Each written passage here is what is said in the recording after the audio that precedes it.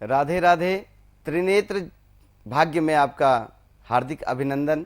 मैं आचार्य विनोद आपके समक्ष आज एक उपाय लेकर के आया हूं जो पितरों की शांति के लिए बहुत ही महत्वपूर्ण होंगे, और वो क्या है वो मैं आपको आज बताने जा रहा हूं।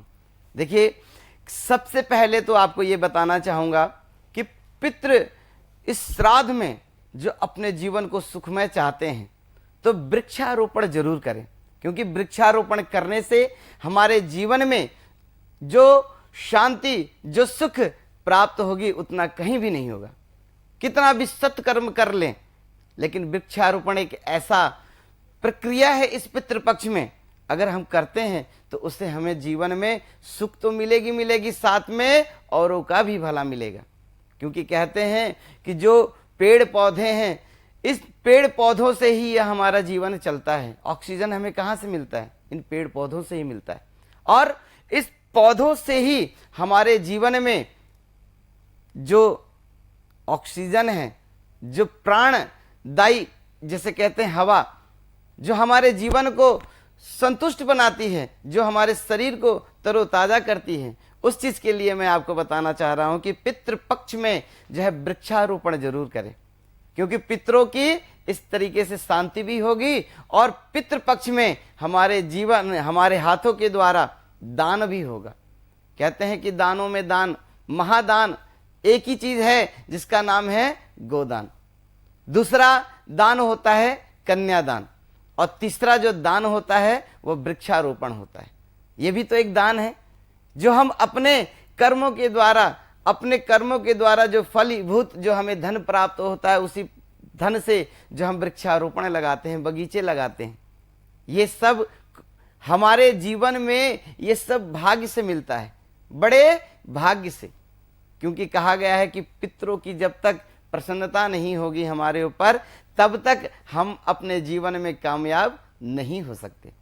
दोस्तों, मैं आपको यह बताना चाहूंगा कि वृक्षारोपण इस पितृपक्ष में किन किन वृक्षों को लगाना चाहिए और कौन से वृक्ष हैं जो इस पितृपक्ष में हमारे पितरों की शांति भी करा सकता है और वृक्षारोपण भी हम अपने इस पितृपक्ष में कर सकते हैं, उसके बारे में मैं आज बताने जा रहा हूं। सबसे पहला जो वृक्ष है वो है पीपल का पेड़। अगर इस पीपल के पेड़ को अगर इस पितृपक्ष में लगाया जाए तो हमारे जीवन में अन्न धन की कभी कमी नहीं रहेगी और हमारे पितृ भी बहुत प्रसन्न होंगे। दूसरा वृक्ष जो है वो है गुलर का। अगर इस वृक्ष को भी अगर हम लगाते हैं तो इस गुलर के वृक्ष को लगाने के पश्चात भी हमें अपने घर परिवार में सुख शांति प्राप्त होती है। जो तीसरा वृक्ष है वो है वट वृक्ष, जिसको बरगद का पेड़ कहा जाता है।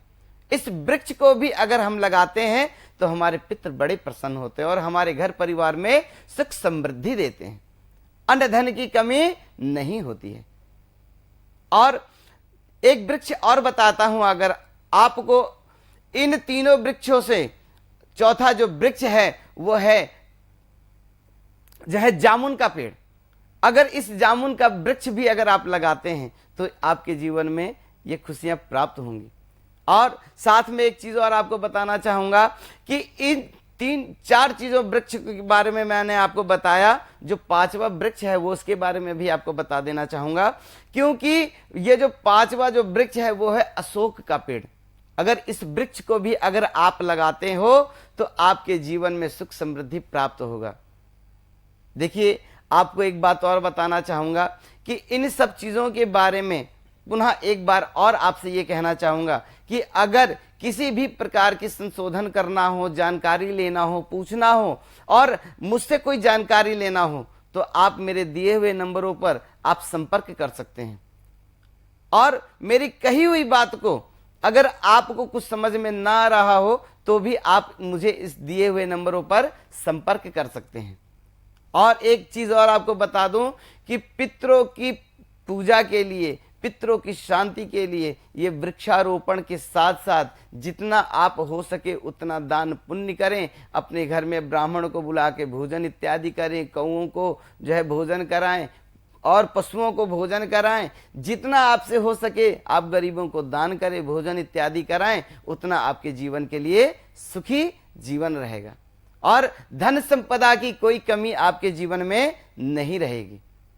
मैं इसी चैनल के माध्यम से आपको यही बताना चाहता हूं कि इस पितृपक्ष में अपनी तरफ से कोई गलती न करें। बार बार यही मैं आपसे कहना चाहूंगा कि अपने जीवन को सुखमय बनाएं और पितरों को प्रसन्न करें। जय श्री राधे, जय श्री कृष्णा। और एक बात और आपसे ये कहना चाहूंगा, अगर मेरी वीडियो अगर आप देख रहे हो और इससे अगर आपको कोई भी संतुष्टि हो तो जरूर कमेंटमेंट करें और मुझे बताएं कि इस वीडियो के माध्यम से, इस चैनल के माध्यम से आपको क्या जानकारी प्राप्त हुई और आपको क्या इस वीडियो के माध्यम से प्राप्त हुआ।